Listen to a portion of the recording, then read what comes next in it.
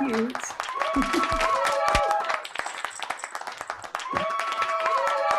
Oh, well, how wonderful.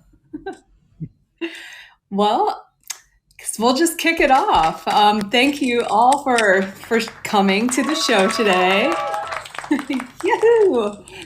It's What's Cooking with Dr. Cook, and we have the most wonderful guest today, the other Dr. Cook, Dr. Alex Cook, and we are going to talk about exercise and gastric motility because it's definitely in the other Dr. Cook's wheelhouse. So this is going to be very cool because it's definitely something that people worry about when they're dealing with GI disorders. You know, how can I exercise? What types of exercise are going to affect me when I am doing movement? Will it, kind of exacerbate my symptoms? So very cool stuff. So welcome to the show, everybody in the audience, all my favorite people, and welcome, Dr. Cook. Thank you for having me. Accolades. But yeah, thanks for having me. Always a pleasure to be here. So, I know we want to talk about exercising gastric motility. And, I wrote an article about this for Food Guides recently. And, the main, theme of it essentially is something we probably all heard is, with exercise and the stress of exercise, there is the common notion that it'll basically, give you cramps or, make you feel uncomfortable, give you problems digesting your food. That was something that we probably all heard as kids, and you had a pizza party, don't go roller skating or don't go swimming right after you ate lunch. You got to wait 45 minutes or so.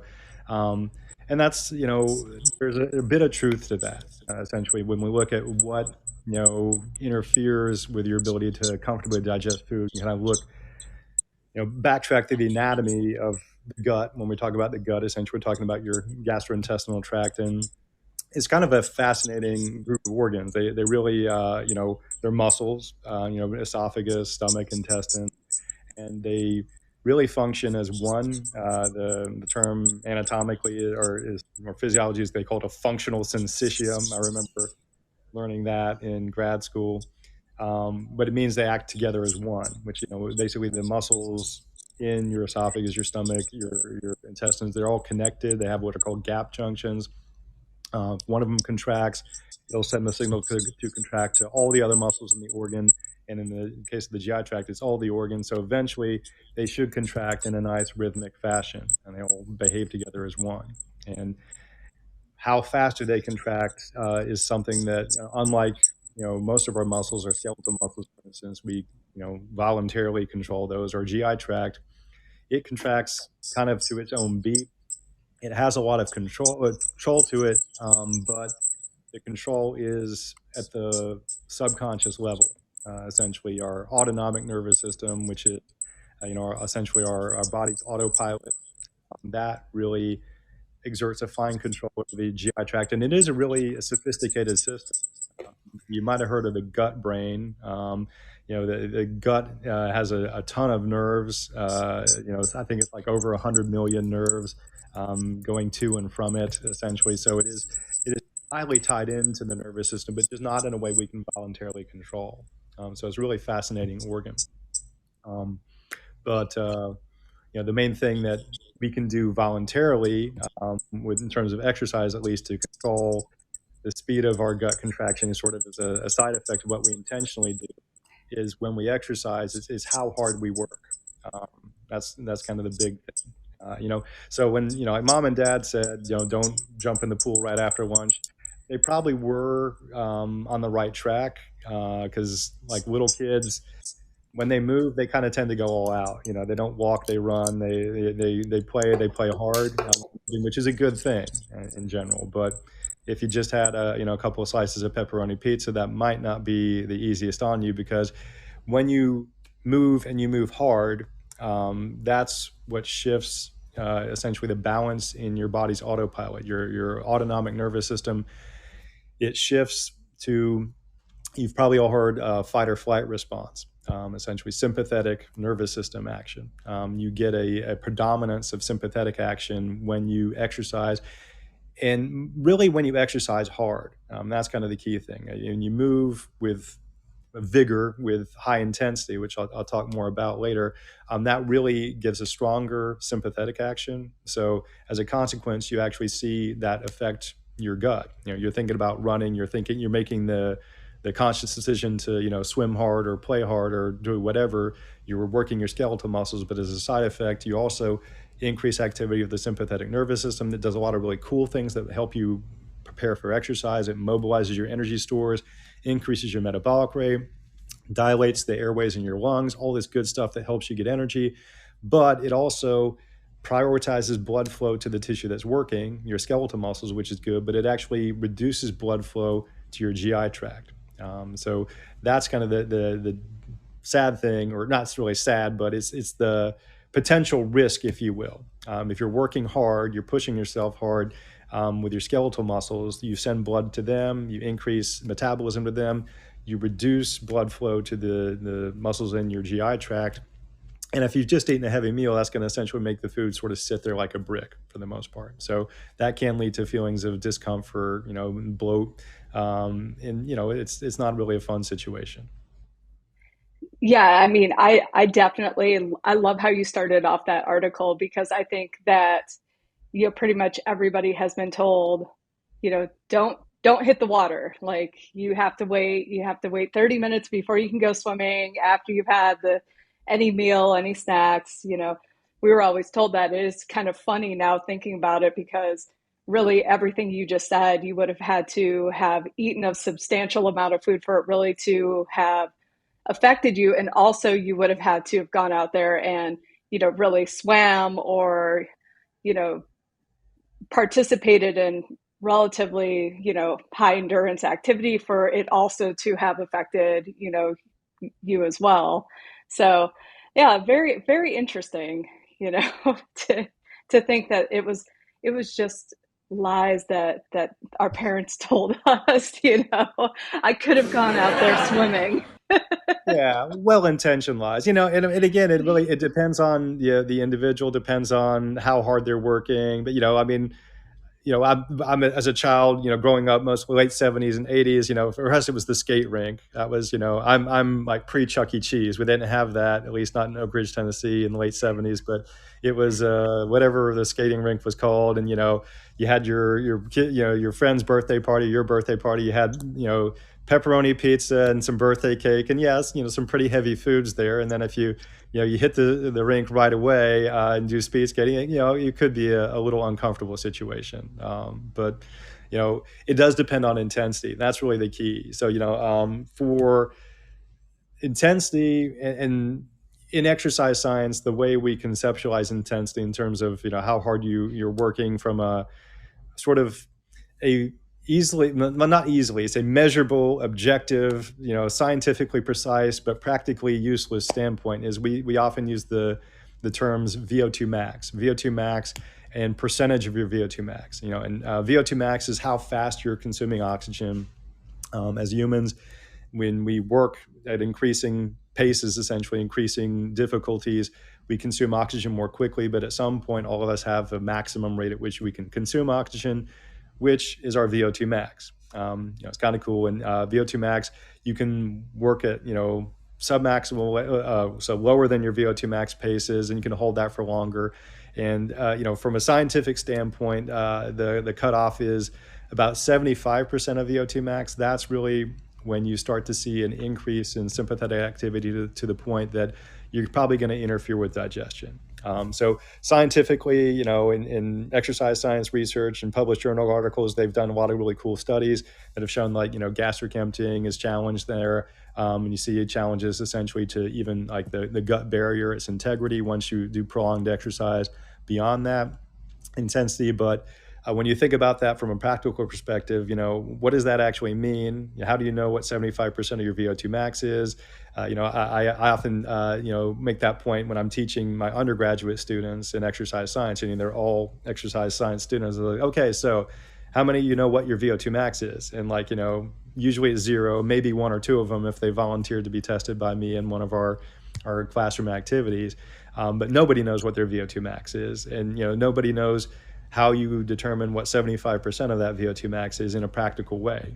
It is easy to do, and I'll tell you how. But so first of all, VO2 max, the maximum rate at which you can consume oxygen, what it actually translates to, really it's about the pace you can hold on to for about 5 hard minutes. So, if you're a good runner, it's about your best 1500 or about your best mile. That's if you're trained runners, and that's a lot of what the studies that have been done on gastric motility, in exercise are. They're often done with endurance athletes, trained runners.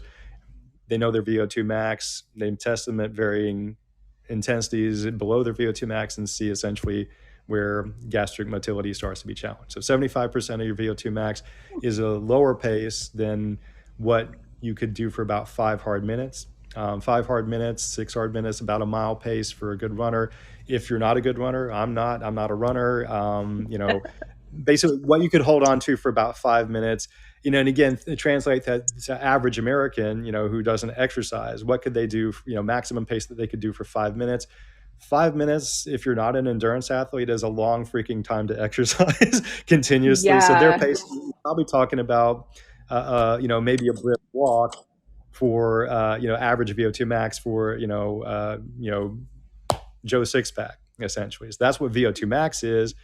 Those 75% of that, that's a lower pace. Again, going back to trained runner, really, like fit marathon runners, the people who run marathon for, time, they're not just trying to complete 26.2 miles. They're trying to do it, sub 3 hours, sub 2.5 hours. That pace, which they can hold on to for like 2.5 or 3 hours, that's 75% of their VO2 max. If you're a marathon runner, if you're not a marathon runner, if you're Joe Sixpack, 75% of your VO2 max is probably something you could hold on to for like a good 20 minutes or so. And again, if you're a regular runner, that's, like about your 5K pace or whatever, 3K, 5K, something like that. I should probably more like 3K, 4K. But if you're Joe Sixpack, 20 minutes, you're talking again about a slightly less brisk walk than you could do for 5 minutes, but still you're not really going gangbusters. And that's that level, 75% of VO2 max, which again, for most people who are not endurance athletes and exercisers, so maybe like walk jog pace. Once you're above there, that is a high enough intensity where you could see some problems with interfering with gastric motility. And essentially, the problems stem in large part because you're prioritizing blood flow. You're challenging your body's ability to get oxygen to the working tissues. So you got to send the blood to where it's needed.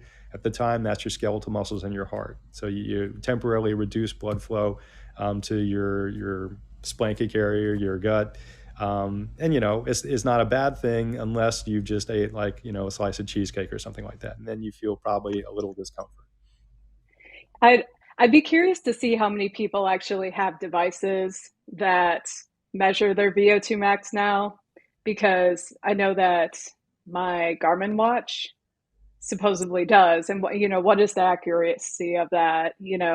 I think that a lot of people, at least I saw when COVID kind of started, there was a lot of panic, people buying toilet paper, but also people buying devices to track their VO2 max, because that was supposed to be one of those indicators.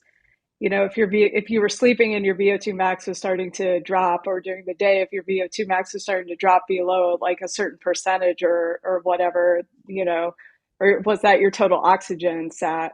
Yeah, that was oxygen sat, but okay, yeah, too, and being fitter was that's a predictor of lower risk of total mortality, sure. and better outcomes in the face of COVID infection. And you're absolutely right. And the watches, at least some of them, I don't think my Apple Watch does that. I don't know. I haven't played around with it enough to know, but I know the Garmin's do. They predict VO2 max, and several of my students who are runners, they would get measured in the lab by me. They would tell me like what their, based on their run times, what their Garmin was telling them their VO2 max should be. And it looked like it was pretty good. actually a Okay. pretty decent prediction, which is kind of nice. The happy thing is that the devices do a good job of measuring heart rate, and they measure, they can measure your velocity really well. So between those two, workload and heart rate, you can actually get a decent prediction of what your VO2 max should be. Um, Hmm. I'm actually kind of excited because this fall I have a couple of good students. We're actually going to do like some projects looking at the accuracy of these things compared to measuring oxygen consumption, which is the gold standard method in the lab. So we're doing heart rate, and we're doing energy expenditure in terms of calories burned. But we could probably also look at VO2 max as well. Um, That's very cool.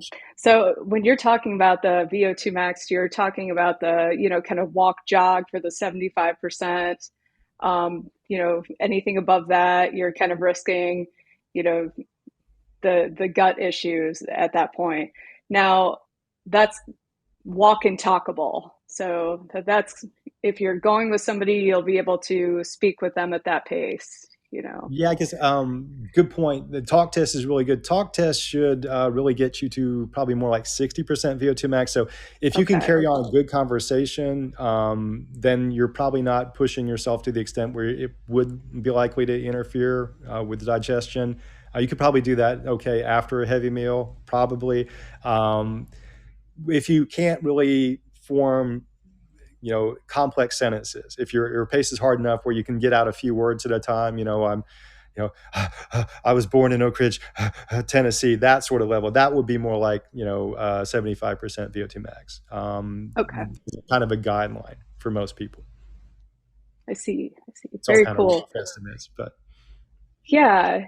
One thing that people are always looking for is, really a really good example of, an exercise that they can do that is easy on the gut, especially the IBS community, because, although we do have a contributor who has IBS and is writing about it, is an avid runner and is very vocal about the fact, hey, you know what, this is what you can do if you have a flare up and you're running and, you're out in the woods or something like that. And thankfully, is providing that information. On the flip side, there are people who are really timid about engaging in exercise because, they've tried, some more higher intensity cardio or activity, and that has turned out to be a nightmare for them personally because, maybe they pushed it or, it was something new. But if you had somebody come up to you and say, I have IBS, I want to start exercising, what would be something that you would consider to be like gut friendly starting out? great question. I think I would take it back. The main in terms of like what mode, how swimming, running, cycling, um, lifting weights, the most people with IBS can do whatever they want. They're anybody physically able can do any mode of exercise, and the number one thing that I would recommend that they find is a way to move that they find joy in. So that's because that emotional connection to movement. I like to lift barbells. To me, it's like recess was when I was a little kid. Every time I get to train with weights, I'm excited to do that. Um, so it's a way that's very, emotionally satisfying to me. And that's kind of the key thing. Emotionally satisfying is what you want to go with in terms of mode of movement, I would recommend. What I would recommend for the IBS is essentially very gradual progression. Watch the intensity. Start off easy, especially if they're naive to exercise. There's really, often a misconception in when people adopt exercise. They have to hit it hard. There's a lot of sort of worship, I think, of hard work, and I think that's a really unhealthy attitude when people talk about exercise. I often think. In terms of how it's popularized in television, when we see people exercise on shows like The Biggest Loser, that to me, The Biggest Loser is very horrible. It is professional malpractice in the terms of these people who are guiding people towards weight loss, supposedly, are teaching them that exercise essentially is this brutal grueling, horrible experience that has to be endured. And it's not true. Movement is pleasurable. It is hedonistically pleasurable to move your body in ways that you like to move. There's actually a real joy in that, and that joy doesn't have to be, with practice, and you become fitter and gradual. You actually start. I enjoy it when I work hard. On days when I feel like it. On days when I don't, I don't. I'm past the point where I'm competing as an athlete. I train for fun. I have plans, I have goals, but I'm never trying to, push hard every day. And nobody really should. Even competitive athletes, the people who I coach, for instance, who are still competing in weightlifting, they're trying to get as good as they can. My main thing as a coach is I plan out their exercise, I plan their intensity, I push them hard on some days, and I push them, or I don't push them, I have them go light, I enforce them to go light, which for my more motivated athletes, you actually have to hold them back from training as hard as they want to all the time, because it would actually interfere with their ability to consistently progress. So to your larger question, like, with somebody with IBS, they can move in any way possible that they enjoy. People who are naive to exercise, if they don't even know how they like to move, I recommend trying a lot of different things. Start off easy. So like for what is easy, I teach rating and perceived exertion scales. Essentially, you can just do 0 to 10 rating for how hard you're working. Beginning exercise, keep it around a 4 or 5. That should be pretty, tolerable. It should not interfere with digestion. It shouldn't increase sympathetic activity too much. And for your first several weeks of exercise, you don't need any more than that. You're essentially training the nervous system how to move your muscles. You're practicing the motion. You're getting technique down with whatever modality you're exercising with. And hopefully you're having fun. It's a way to, again, it's like recess. It's very healthful and, positive for you if you do it right. Yeah, actually, Deanna had a great point. Outside the box, make it fun. I mean, hula hooping. Absolutely. That's a great core workout, by the way. Yeah. And I've never been good at it. I've had students who could just casually walk, eat a meal while they're hula hooping. I think my record is like 30 seconds. Well, I mean, I was just thinking, yeah, exactly. It is fun. Oh my gosh, I love hula hooping. I was thinking about what you were saying about having to hone in your athletes on those lighter days, and I think back to my training as an athlete when I was swimming, because I swam competitively from, gosh, 3rd grade through 12th grade year round. And well, thank you.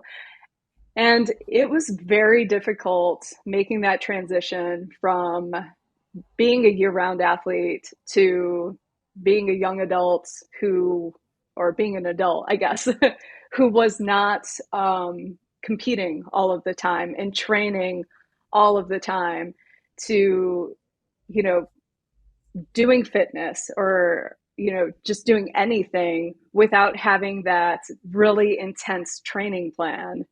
And I think we've talked about it before, even on one of the firesides, where I saw that working with some of the retired NFL players, where they are just, as a dietitian, they're so used to eating so much, but they're not doing any of the, workouts, where I was used to just working out so much that when it came time to actually do fitness, it's like, okay, well, I need to swim 5 to 6 miles, otherwise it's not a workout. So I don't know. I feel that though. I really do. So that just resonated with me. So I thought I'd mention something. No, it is very true. And it is, it's a very hard emotional barrier for people who are, so passionate about an activity. It's really, for athletes who've been competing for years, that's their social outlet. That's their peer group. Those are their friends. The competitions are essentially very important for social reasons as well as the competitive aspect. So it's definitely a transition when people get away from that. As myself, I was never a good athlete. I had fun with weightlifting. I miss competing though. I get to keep my toes in the water, so to speak, with coaching, and I get to live vicariously through the people I coach, but it's not quite the same. I still, a part of me will always miss it. I cherish the memories, but it was certainly a little bit of a emotional barrier to make that transition for sure. But Definitely. thinking of athletes, and putting in mind, with gastric motility, again, training for fitness, which is what most of us need to do, just to live happier lives, healthier lives, look good, feel good. Generally, that's not the benefits are for gastric motility, we'll actually function better. We have actually improved gastric speed. We can actually digest food more quickly. Why that's the case is with training, during the time you're exercising, you slow down gastric motility, but you rebound essentially, and you enjoy essentially better gut transit times, faster gut transit times during recovery. And you spend most of your life in recovery. You get better essentially recovery. You shift your balance more towards the housekeeping digestive side of your autonomic nervous system. The parasympathetic branch becomes more active when you're resting, and you have better digestion in terms of reduced likelihood of constipation, which nobody likes to be constipated. If you're a regular exerciser, that's one of the best benefits, or one of the I wouldn't say the best. There's so many. You live longer. A ton of stuff, reduce anxiety and depression, but it helps. That's a cool thing. That's if you're exercising for fitness. Since we're talking about athletes, though, when you're talking about especially endurance athletes, the level of high intensity work they do, the volume of high intensity work they do, they present a lot of challenges to their gut, the integrity of their gut as well. Essentially, the extended period of time when they're in a sympathetic dominant state with working, and again, 75% is like the threshold where you start to see reduced gastric motility. Competitive marathon runners, that's their marathon pace. So they're talking, you're talking about 2 hours plus in that state while you're running a marathon. You're doing accumulated training at higher paces than that, at shorter distances at a time, but you're doing a lot of volume at that pace over the week. You're doing your fartleks, you're doing your speed play training, you're doing your intervals. All of those, are going to be a big challenge to your gut in terms of keeping happy blood flow to it. So there are, instances, GI problems are pretty common in endurance athletes. Endurance athletes seem to have the worst of it. Strength power athletes have some issues too. Everybody has stress of competition. And I will say, strength power athletes have the additional challenge of the really elevated intra-abdominal pressure and blood pressure. IBS patient, the hypothetical IBS patient, you wouldn't want them doing, maxing out on squat day one. I wouldn't want anybody maxing out on squat on day one, though. But that does increase your intra-abdominal pressure a lot, and you could have, essentially some loose stools, gastric distress from that. Endurance athletes, though, the extended period of time that they're in a sympathetic state, also the elevated body temperature, hyperthermia, hypoxia that's going on, they can actually have a lot of issues, diarrhea, abdominal cramping, even blood in their stools actually is not uncommon. And essentially a lot of that is due to the challenge of maintaining the gut barrier, essentially the mucosal lining in your intestines, which is, that integral tissue where we actually absorb pretty much all our nutrients. It's very delicate. It's only a single cell thick. So it's pretty easy to damage it. With high intensity exercise for long periods of time, you do see some damage to the gut lining. The consequences, things that should pass through your intestines leak into your bloodstream. That's called endotoxemia, and that can provoke an immune response. You get some more tissue damage as a consequence, and you end up, with, like it could be as dramatic as bloody stools. Even worse cases I've read of are cases where, like competitive endurance athletes, they actually had like necrotic tissue in their intestines that they had to have surgically removed because they had so much tissue death from essentially necrosis or tissue death coming from a lack of blood flow used for an extended period of time. Kind of like, Wow. yes, instead of a heart attack, I guess an intestine attack from heavy exercise. Oh, absolutely. Yeah, definitely. And I've seen that before, actually. A So lot of you've the actually times. seen like patients who had it in a hospital? Yeah. I I just mean, read with about it, so that's much more cool.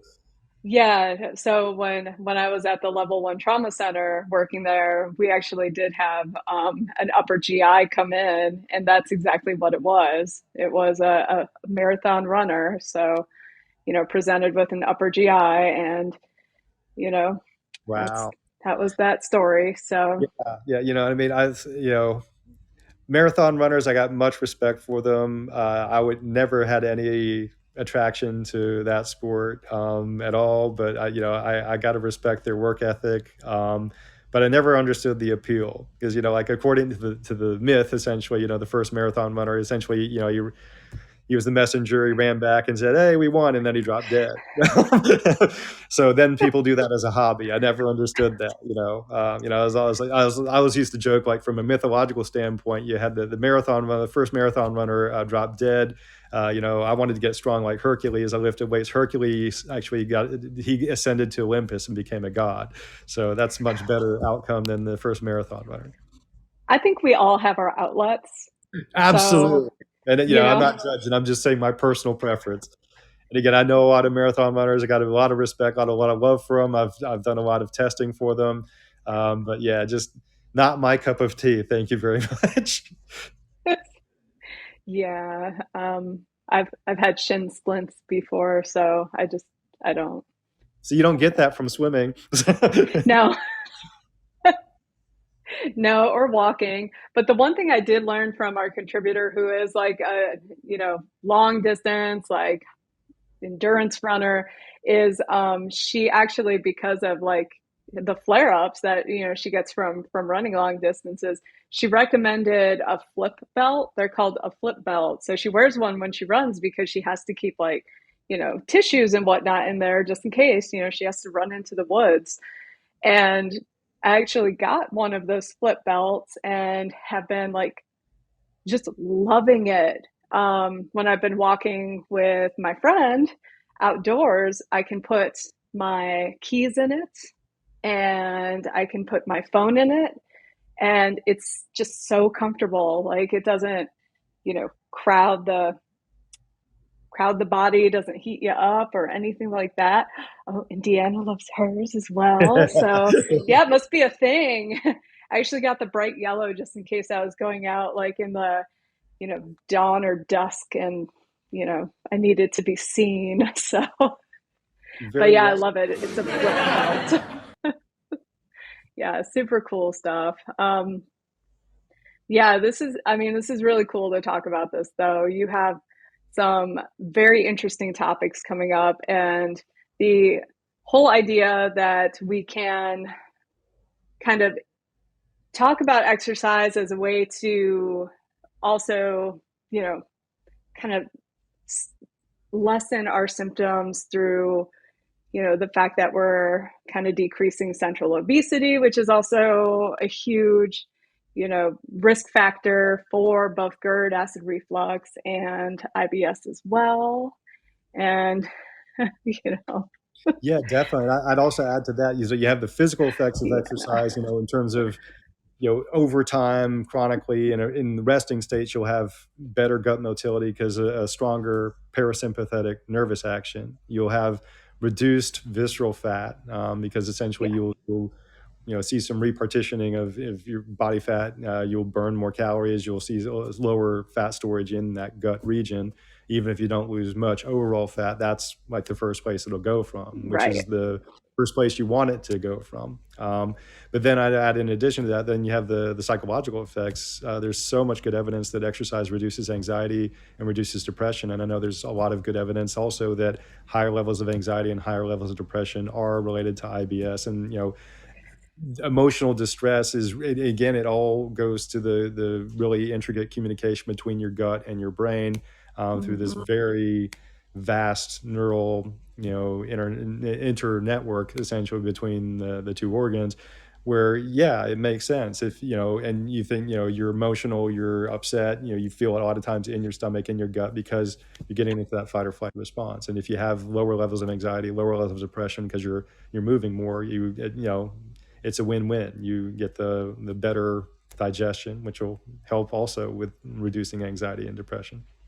Yeah.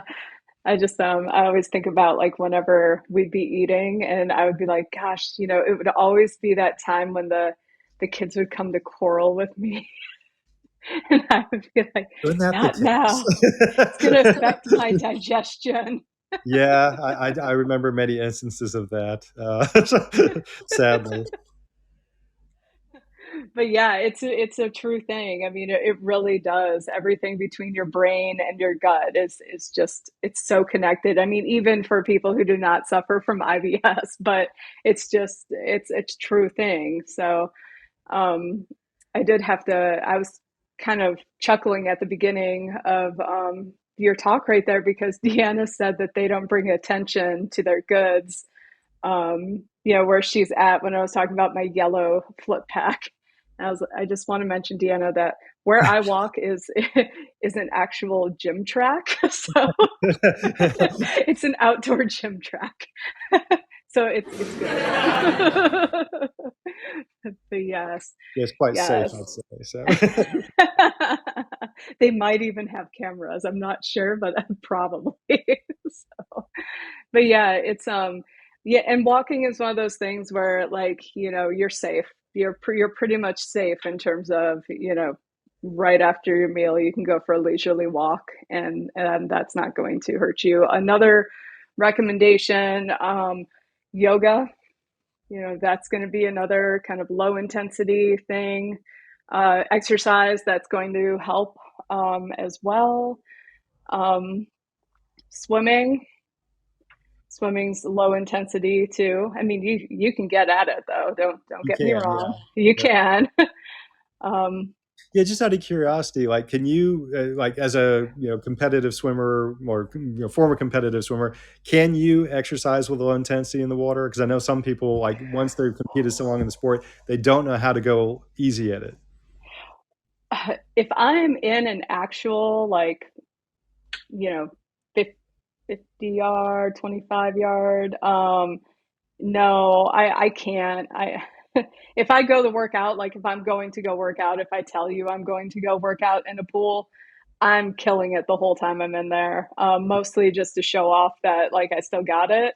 But like if I'm in just like our pool, then you Right, you don't yeah. you don't see me doing anything. And I purposely Oh, yeah. got, Pools for fun. But yeah, we but got a we little nice kidney shaped pool and it was we got the kidney shape on purpose though. yeah, So that's we good. got that on purpose so I would be forced to relax. I mean, we did not get a square, so I would be in there like pumping, flips. We Yeah. got it so I'd actually be forced to relax. But That was a good move. what yeah, because I mean, I know it's you know, it's therapy. But also swimming is therapy for me. I mean, you're by yourself and you're in the water and you're only hearing the water. It's very peaceful still, even Yeah. if I am, you know, kicking and trying to race other people who are in the water. I love it. I So, understand. It's your bliss. So, that's like me with the barbell. That's just, it's the way to move that gives me the most like emotional satisfaction for whatever reason. So a lot of history there. But yeah. yeah, I thought, that, and I've seen this a lot. Like if you're in a, Olympic shaped and sized pool, you can't, it's hard for you to go easy. I've had friends who are like former tennis players. They can never play tennis again because they can't handle emotionally not being at the level that they were. So they were very active in other Oh, ways. I've seen that sort of phenomenon quite a bit actually. So yeah. Yeah. I think it would be cool to do like a master swim team when I'm like older and yeah, I have, the retirement time on my hands. But, I think the whole key is, to again find movement that is fun. And, you introduced me to weightlifting, which I would have never thought was something that I would enjoy. But it's fun, it's definitely fun. It's very cool. Kettlebells are another thing that are super, you know, they're fun, but they're so quick. I mean, you can get like a really good workout in a very short amount of time, a full body workout in absolutely. a short amount of time. They're just so practical for people who are just looking for something that is, is really going to help them get their heart rate up, and be effective in, the shortest amount of time possible.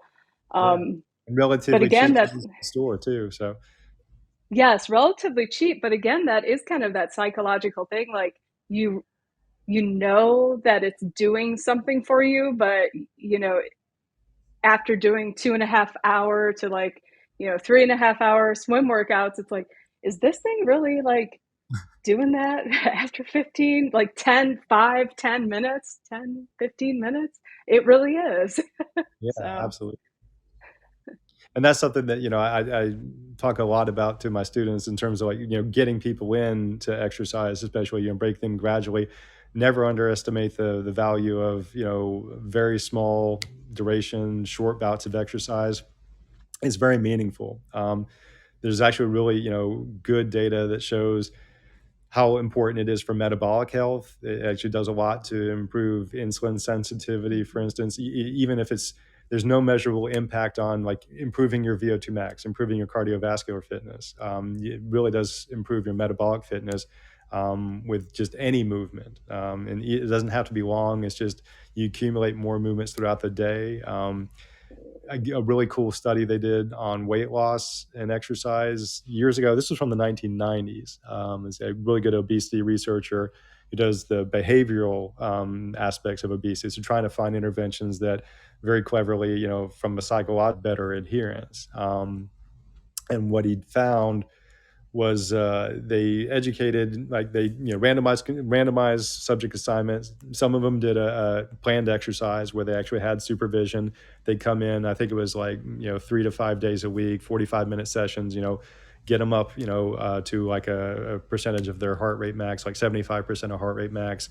So good, decent planned exercise that's been well documented to improve aerobic fitness. The other group, they just had them basically do all the little things in life that you're supposed to do to move more. So like, if it's 3 flights or fewer, take the stairs instead of the elevator. Park at the rear of the lot. Don't go through the drive-through. Park, walk into the restaurant, order your food to go. Same thing, don't pay at the pump for gas. Little things like that. They just had them seminars, and they gave them accelerometers so they could measure the movement. And what they found actually is that the people who did those little incidental activities, because they were doing it throughout the day, more times a day, they actually ended up burning just as many calories as the people who did the planned exercise. And they had similar health benefits in terms of reducing the blood pressure. It was coupled with the diet too. Both groups lost a little bit of weight, but they both got fitter, and they both, benefited. So every little movement helps. It doesn't have to be hard. yeah, yeah. I think that's a really good point to bring up, especially in these times where a lot more people are working from home, because getting movement in, especially if you do work from home and your job's from home, it's maybe something people need to be more cognizant of, especially if they're not tracking steps. Because I know personally that's something that was eye-opening once I actually put my Garmin back on and realized how few steps I was actually taking like during the day. And then I was like, oh wow, like I have to go actually make an effort to walk, because even if I have my kettlebell here, that's great, but still steps do count. So Absolutely. yeah, yeah, absolutely. But making those little movements, going up the stairs, walking out to get the mail, it does add up. It does, absolutely. Everything counts. And I from a mind frame standpoint, I always like to think of when I'm intending to exercise or anything like that. I think I'm treating myself. This is my time. I'm taking this to make me better, like a better functioning person, a happier person. It's like my little hedonistic treat. I don't look at it as like a duty or something I have to do. I look at it as like it's playtime. So that's what Yeah, it kind of works for me. yes. You definitely have a very healthy mindset about it all. I try. I'm so happy that you do. Yeah. You're such a positive influence. Well, yeah, as you are to me, darling. I love you. The diet and the exercise. Right It's on. amazing. I was surprised when I was looking at, research studies regarding GERD and exercise, and I really found that there was honestly a little bit of a gap in the research. Um, you know, for a condition that affects almost like a quarter of all adult Americans, there's really not a lot of research. No, and actually, it's kind of surprising. Even like the gastric motility studies, there's some good research, but it's not exhaustive by any means. And a lot of it is kind of industry driven by the sports drink manufacturers, namely Gatorade. The Gatorade Sports Science Institute, bless them. They funded my doctoral dissertation. They do great things. Gatorade is delicious. No. They did a lot of the pioneering work on like gastric emptying rates and gastric motility with exercise, and that's where they came up with the idea. The ideal 6% carbohydrate solution that is Gatorade, the 6 to 8%.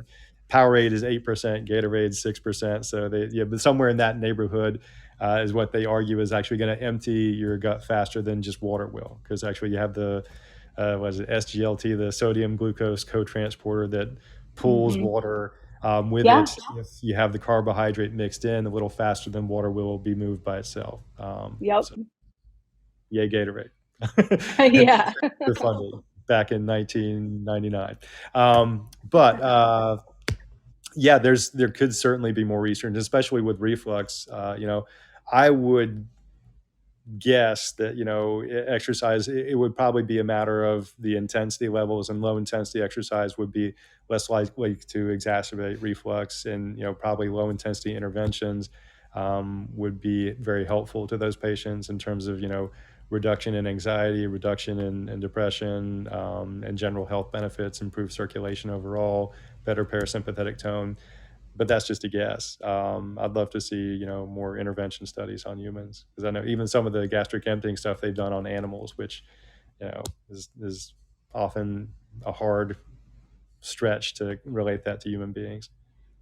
Yeah, I guess, there's probably quite a bit regarding comorbidities, if there's studies that actually look at exercise in terms of, diabetes, and maybe somebody who has reflux or,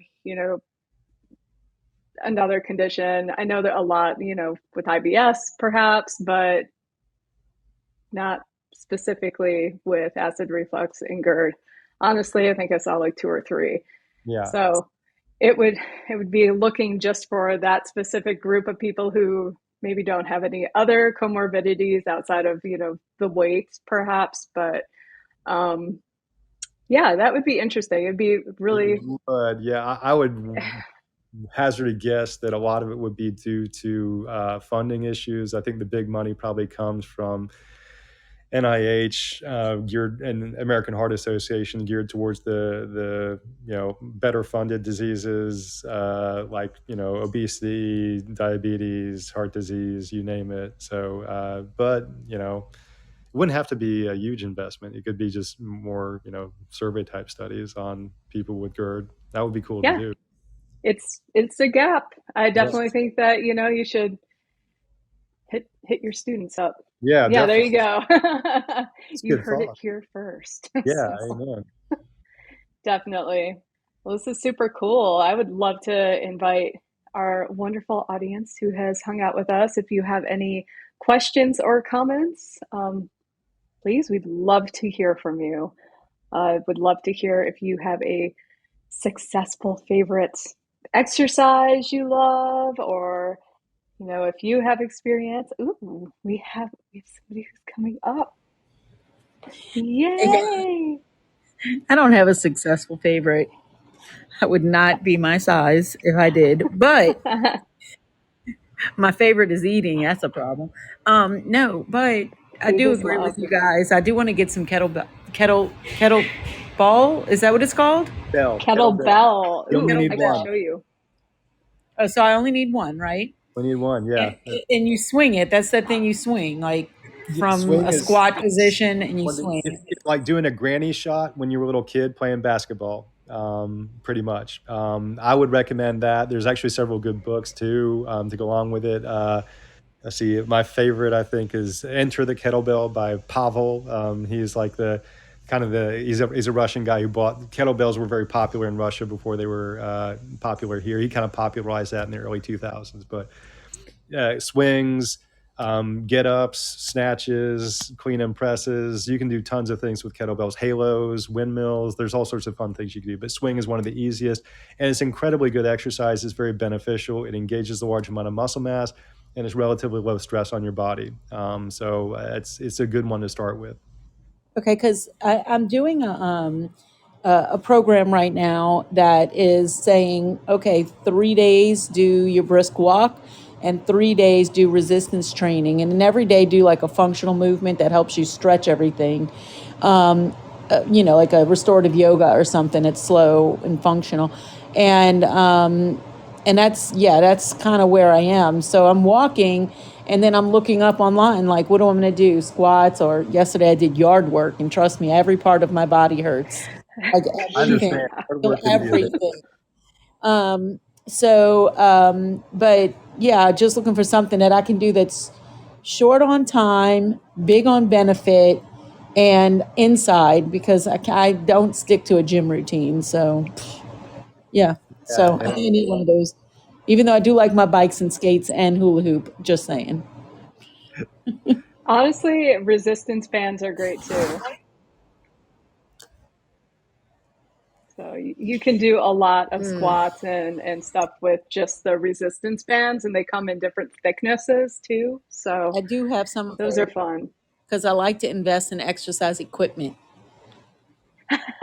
Well, if Alex comes next week when we're together for the show, he can demonstrate some exercises. Yeah, Come. happily. Come. All right. Yeah, I'm cheering for that. All right, cool. Thanks. Awesome. Thank you. Well, welcome to the show, Isidro. Yes, perfect. Thank you. Wonderful. I appreciate that. It's a tough name to pronounce, but I totally appreciate the effort.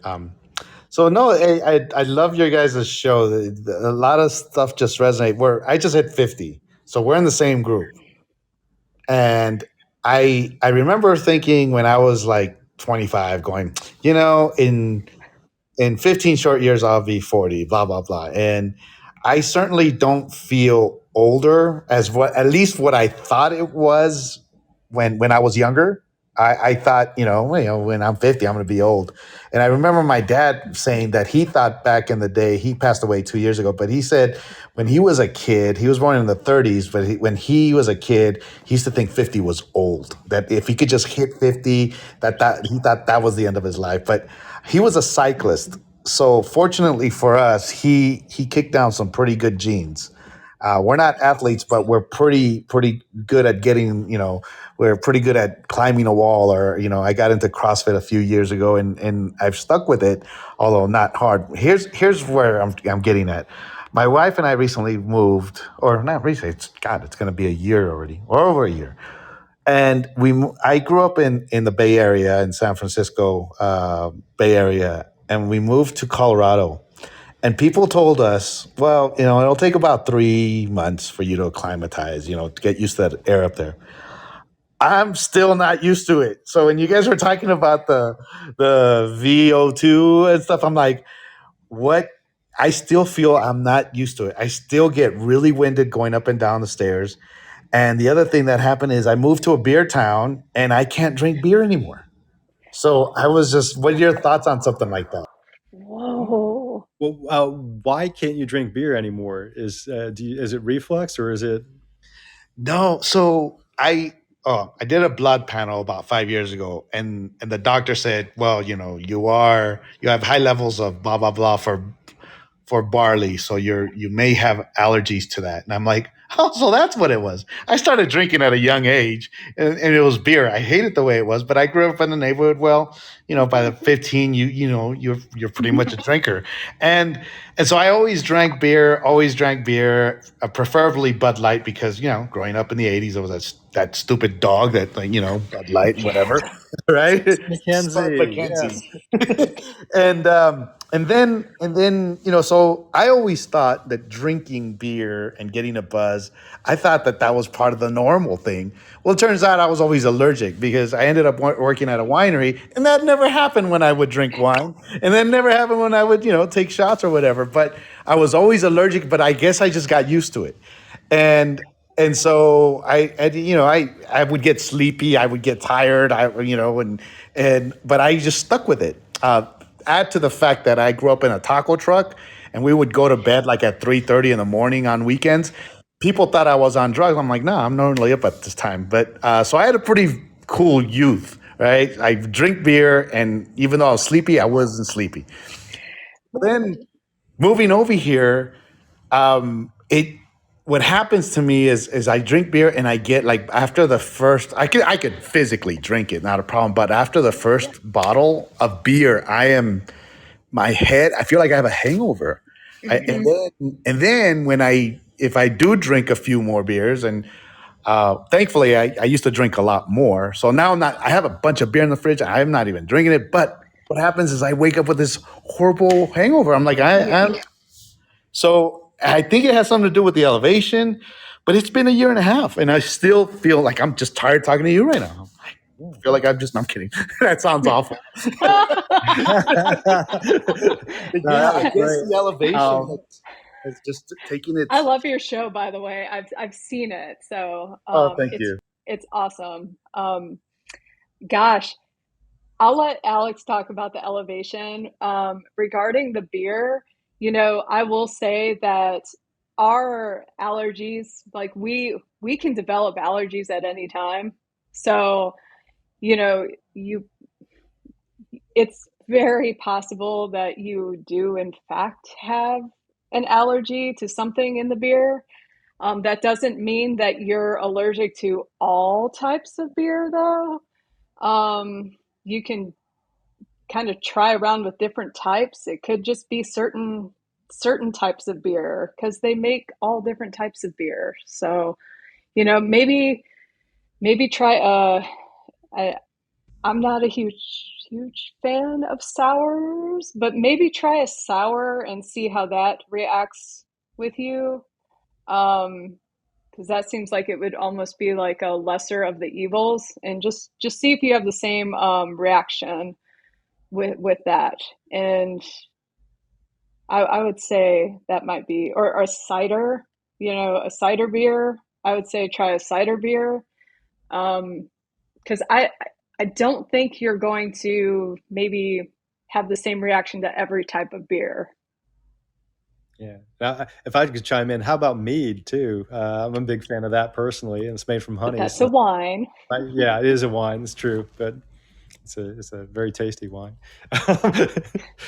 But yeah, Isidro, to your question about the elevation,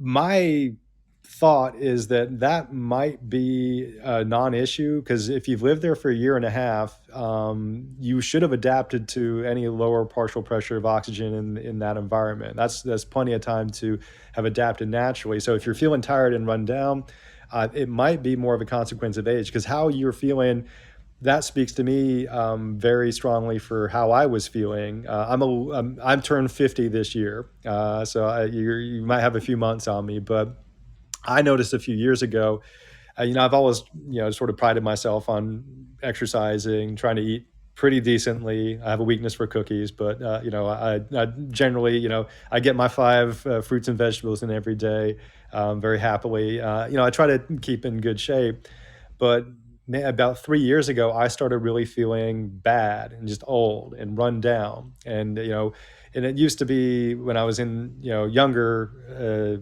days, if I start to feel a little bit run down, no problem. I could just, I'd train, I'd still feel a little bit beat up when I trained, and then I would adapt to that. And then I would start to feel like, more energetic. But that didn't happen. I just kept feeling worse and worse and worse. So I ended up finally, I got, a couple of, I had blood work done by my doctor. This is what I would recommend to you. Check out with your doctor, get your testosterone checked, get your vitamin D checked. because I had low levels of both testosterone and vitamin D.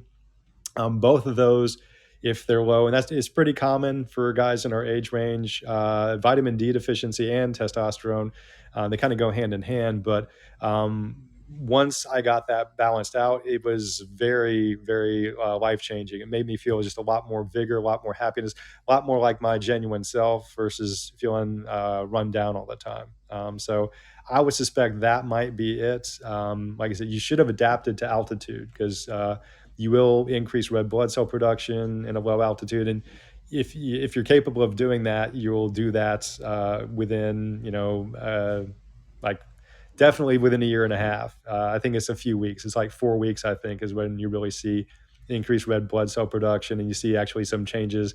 Was it 2,3 diphosphoglycerate? You increase levels of that so you can get more oxygen off your hemoglobin.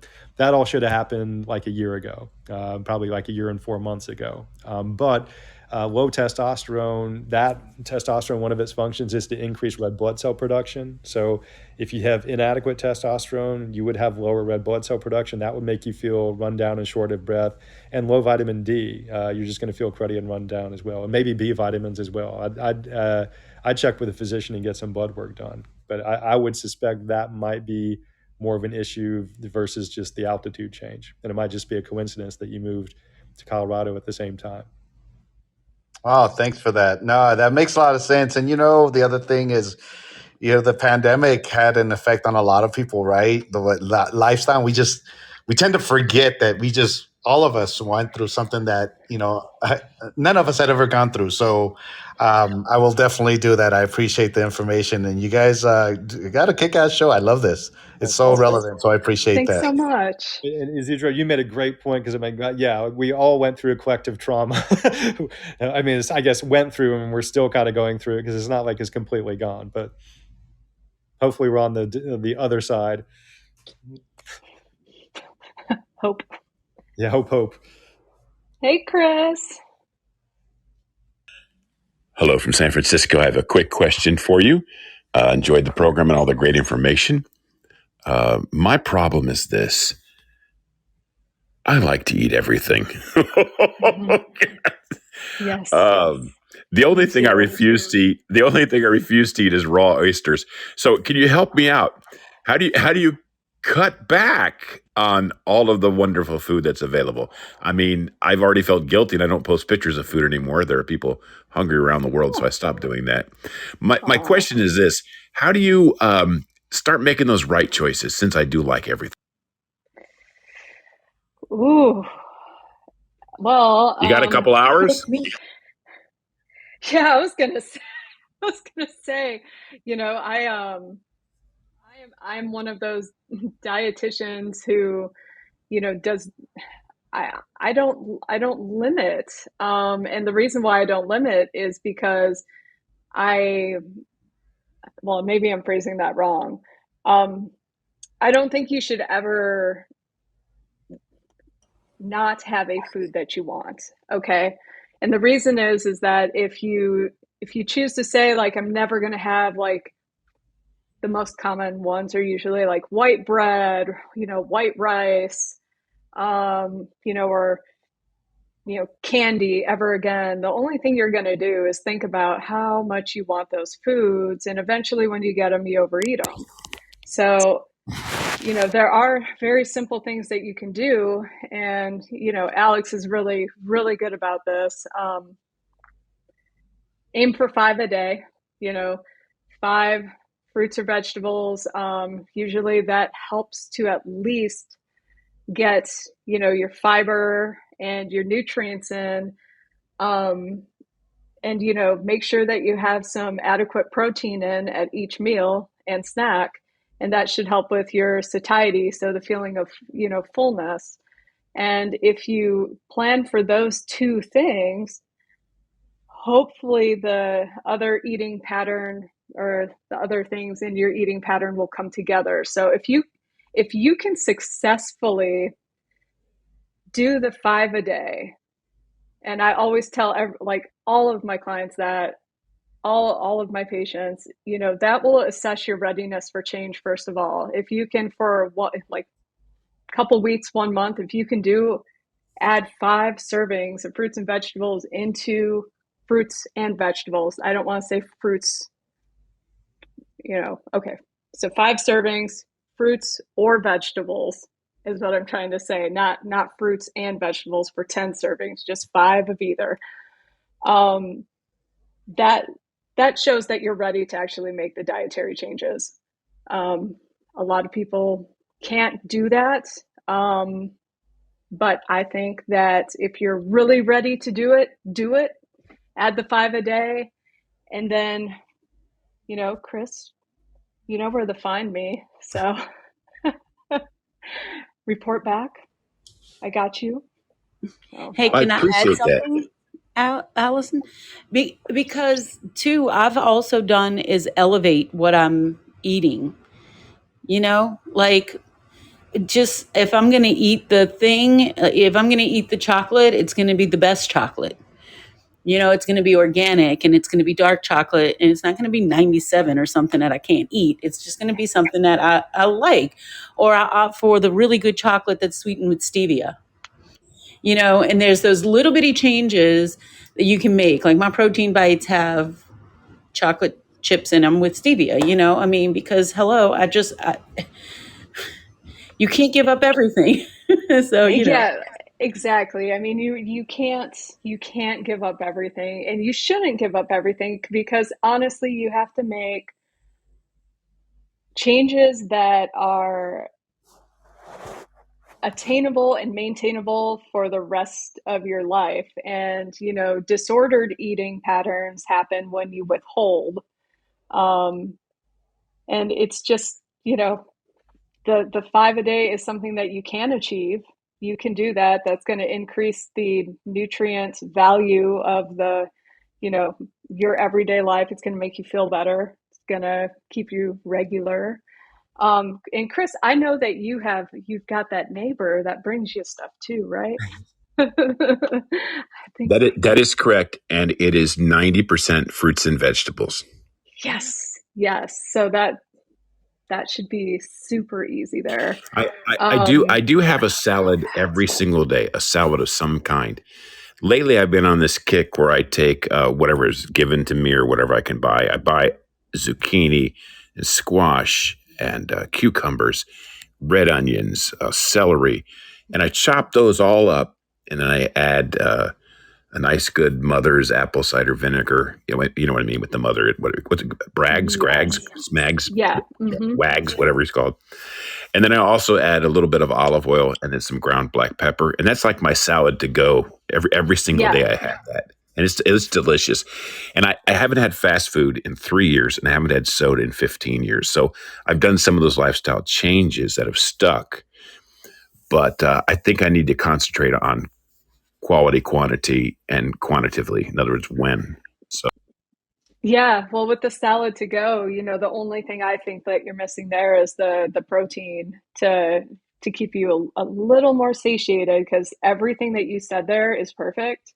I would throw a protein source in there to make it, completely well-rounded. And it doesn't even have to be like a meat-based. It can be a plant-based protein, whatever floats your boat. oh yeah, we'll put beans in there, and also I use every day. I'm either doing fish or chicken. Rarely red meat. I used to be like a 90% red meat guy, and now I'm down to about a 20% red meat. Yeah, same with us. Yep. Well, thank you so much. At first, when you said 5 a day, I thought you were going to say 5 cheeseburgers, and I got really excited. That was me in my 20s. Yeah. Well, yeah. I mean, same with swim season. I mean, like, it's unreal the things that, you can eat when you're younger Oh without my goodness. having any consequence. I could say that's a turning point. I'll be quick. I'll get off the stage. That's a turning point in my life, is when I was in my 20s and I was working in construction. I was a drywall contractor, sheetrock in particular, and so it was crazy what I was eating. Every day I was getting up and knocking down 3 and 4 eggs for breakfast with bacon and with grits and toast and butter and a quart of orange juice, and then going to work and sub sandwiches and 4 liters of soda during the day, and then steaks at night, and on, and cakes, and like a maniac, and not gaining an ounce because I was working like a madman in Florida, just sweating and working. And when I stopped doing all that work with my back injuries, I didn't change my eating habits. And I got a desk job. And then, man, for the next 25 years, I just said, where's all this coming from? Well, you're still eating like you're a lunatic. Anyway, so thank you for your help today. Absolutely. Yeah, that's one thing that, I really enjoyed working in the high school as like a nutrition teacher because of the fact that I was like, I get to influence all these teenager minds and, just kind of emphasize that the eating patterns that you are developing now, a lot of the times, most of the time, follow you into adulthood. And, be kind to yourself because your metabolism isn't always going to be this way. So, yeah, it was very cool teaching them how to cook and telling them lots of stories. So, yeah, very cool stuff. Well, I appreciate everybody hanging out today. This was super fun show. And, just thank you. And thank you for coming and sharing your stories and asking your questions. And we look forward to seeing you next week. Is a super fun show because I get I'm to sorry. see I'm sorry. Deanna. I Yes. forgot. I forgot to thank the handsome guy next to you. Sorry. Thank you, handsome guy. Oh. Thank you, Chris. He is very handsome. But yay! But yes, so Deanna is going to be on the show next week. We are going to be cooking her charred edamame. So I'm psyched about it. That's going to be so fun. So it'll be a cook along next week. So please join us and have a great night, everyone. Bye.